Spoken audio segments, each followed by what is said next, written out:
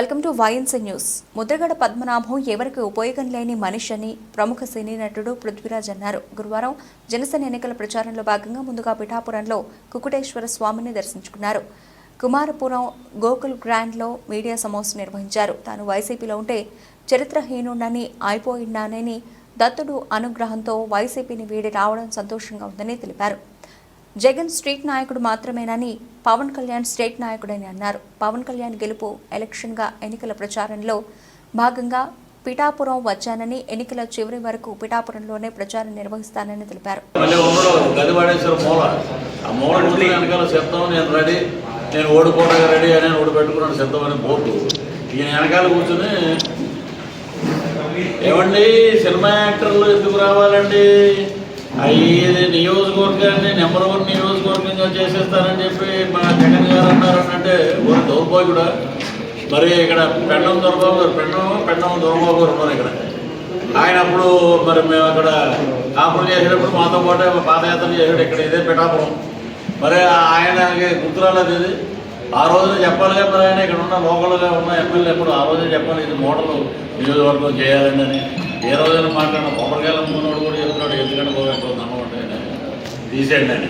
ఇక వంగాగీత గారి గురించి అడిగితే నేను ఏంటంటే కత్తిపూడి క్రాస్ అటు ఇటు ప్రచారానికి ఫ్లైట్లు వెళ్ళాల్సిన కట్ చేసి మేము గత 6 నెలల నుంచి బై రోడ్డే వెళ్తాం.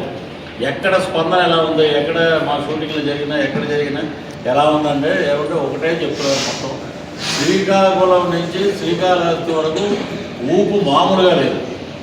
ఎందుకంటే వీళ్ళు చేసిన దౌర్భాగ్యాలు, అరాచకాలు ఇవన్నీ మామూలు అరాచకాలు. పైగా ఇతను కాపు నాయకుడు మొత్తం చేస్తాడు. ఒక దొంగ వాడు దొరుకు 2 కాళ్ళు తీసేస్తే ఆడు గోపం దగ్గర కూర్చుని ఇటే పేడ రాకండి అటే పేడ రాకండి అంటే మాలాంటి అప్పుడు దాడేపల్లి ఉన్నప్పుడు చూసాం మేము.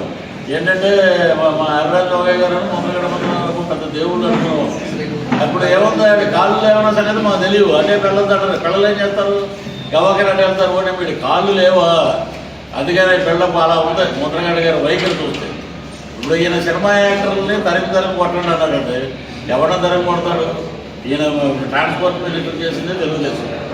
అది ఎవరో స్వర్గీయ నందమూరి తారక రామారావు గారు పార్టీ, ఆయన సినిమా యాక్టర్.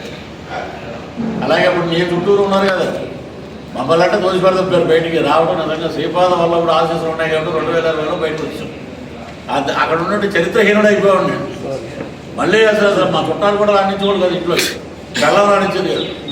ఇప్పుడు ఎలా అయిపోయిందంటే ఈ దౌర్భాగ్యుడు ఏంటంటే కూర్చునే నొరతాడంటాడంటే ఏమన్నా వయసుకి దానికి ఏమన్నా ఇంతకు మీకు కెర్లంపూడి మీది అనకాపల్లిలో బిల్లా గోవిందని తెలుగుదేశం ఎమ్మెల్యే గారు కాపు సంక్షేమ భవనం కోసం 1 ఎకరా 7 సెంట్లు ఇస్తే దాని డెవలప్మెంట్ కూడా డబ్బులు సాంక్షన్ చేస్తే కోడిగుడ్డ అమర్నాథ్ వచ్చి దాన్ని ఏం చేసి వైసీపీ ఆఫీస్ ఉంది కట్టేశారు. కాపు నాయకుడు చెప్పుకున్నాక దాని గురించి మాట్లాడేము ఏ రోజైనా. నీ చరిత్రలో ఇన్ని ఉన్నాయి ఇప్పితే.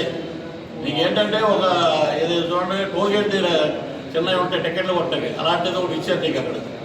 ఆ టోల్గేట్ లాగా నువ్వు ఎవడైనా కాపు వెళ్తే కాపు వీడు ఎవడో కాపు కదా అంటాడు. అసలు నువ్వు కాపు అని నాకు అనుమానం. నువ్వు ఇలాంటివి మానేయండి. ప్రజలందరూ మా వైపే ఉన్నారు. మా 3 పార్టీలు ఆంధ్ర రాష్ట్రానికి ఒక అద్భుతమైన ఒక వరం. 2014 రిపీట్ అవుతుంది, వారం 1 సైడ్ అవుతుంది. ఎక్కడ మేము శ్రీకాకుళం వెళ్తే